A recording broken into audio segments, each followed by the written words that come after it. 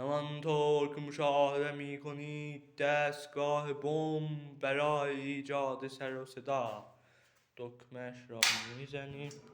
ای وای چرا کلاه گوش‌هایمان را میگیریم و منتظر انفجار. یا اولوز یا اولوز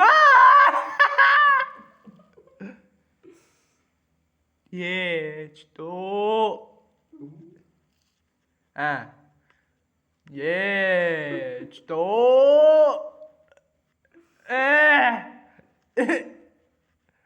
همانطور که مشاهده میکنید در راز صبر برای انفجار.